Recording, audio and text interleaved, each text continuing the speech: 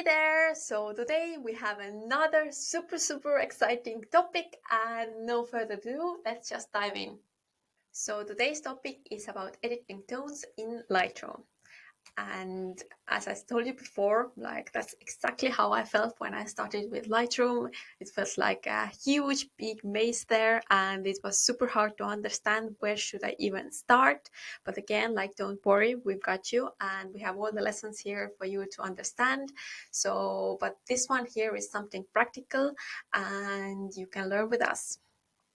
So what you need to know is that there's a basic panel in Lightroom. Wait for it, we're gonna get there in practice as well. But first you need to know the theory part. So on the basic panel, you get the white balance, tone, and presence. And through these three ones, you can operate a lot and you can get done a lot of things. So stay tuned for these ones. So as I said before, the first one is the white balance. And we have another session on the white balance, like how you can precisely edit this one and what you need to know about this one. But in general, you need to know that in white balance, you have the thin sliders, balance between the blue, yellow, green, purple, and respectively to arrive at neutral white color. So what you usually do is that you get this eyedropper here, and you get the eyedropper tool on the top left of the panel, and then you click on the section of your photo that is supposed to be white, black, or any shade of neutral gray in between. So this is something super practical, and you can edit this one super quickly and easily. And again, as I told you before, we have another session on white balance and how to use this kind of tool exactly, and what to do with white balance in general. So we're not going to dive deep into this one, but we're going to focus more on the tone section. So on the tone section, you have the exposure and contrast.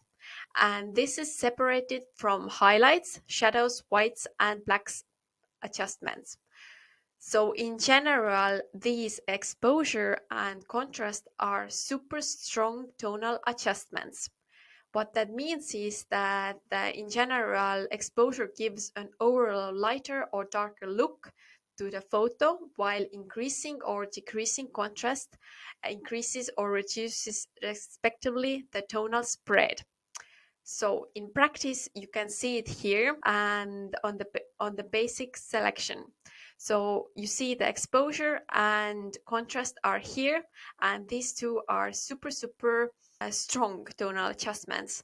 So in practical side, I usually don't touch these ones that much, and I personally focus more on the highlights, shadows, white, blacks, and these parts, because exposure in general, I try to expose my photos from the camera from the beginning, because again, if I mess around too much with exposure, then I lose a lot of quality. So you don't want this one in general. But again, sometimes you can save some of the photos which are completely underexposed, and you can play around a little bit with exposure. But in general, I usually don't like to touch these ones, and I rather have the mild ones instead of stronger editing tools. And then what you need to know is the other part. As I told you before, highlights, shadows, whites, and blacks are the ones I touch the most probably on the basic panel. But in general, I would say that your interpretation of the image. So with these ones, you can play a lot, and they are not as strong adjustment tools as the exposure and contrast, but these ones can be used to lighten darken areas. And you can increase contrast in the image by playing with dark and light areas, or even get the specialist stylistic looks sometimes we especially want to have. So you can have high key or low key. So if you look at the Lightroom in practice, then you can see they're under the exposure and contrast, but highlights and shadows are like the ones that I just love. And I remember in the beginning I was like, oh, I just like add some exposure and add some contrast. Like, no, please no, please no, please no. Like, okay, you can touch it a little bit, but in general rather play around with highlights and shadows. And the third section is the present section. So this one in practice, it's under the tone one, the presence one, and there you have three extremely useful controls that have the charisma to finish your image with very powerful tone. And you can think of clarity as mid-tones contrast, and it makes images crispier and more detailed. So you can see this one actually a lot like on Instagram or Pinterest, where it's like you're supposed to basically over edit some of the photos and you go a little bit crazy with clarity and mid-tones in general. But again, like let's try not to make like alien food, because food in general is like a little bit different, for example, than landscape photography.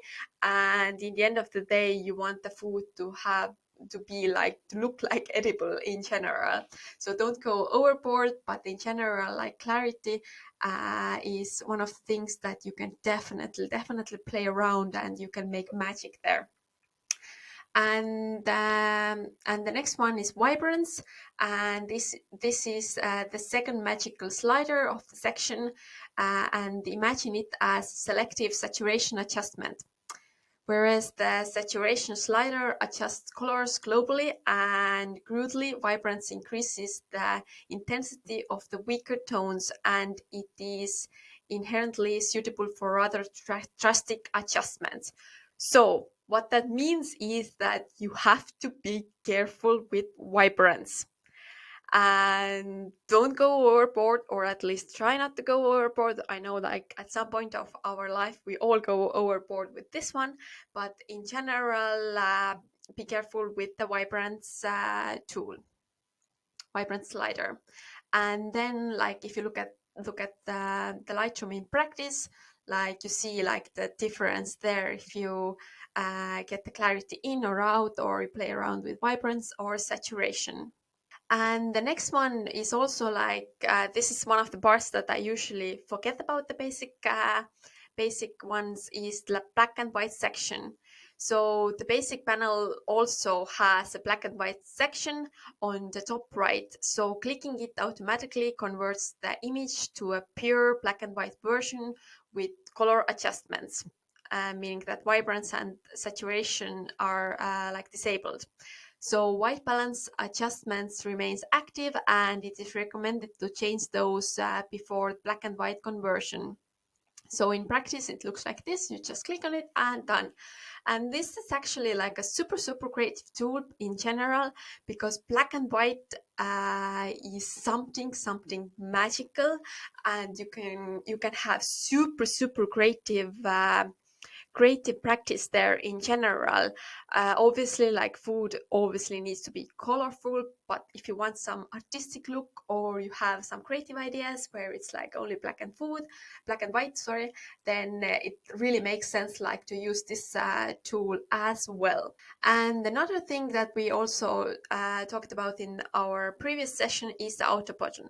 So first of all, if you're super confused with everything, then I would highly recommend you to just try this auto button at first, and you can just like see how is it working, and what would the Lightroom basically suggest you to do. So what you can do is that you press the auto button, you see what settings should you move or change, and then you go on your own road and you edit on your own.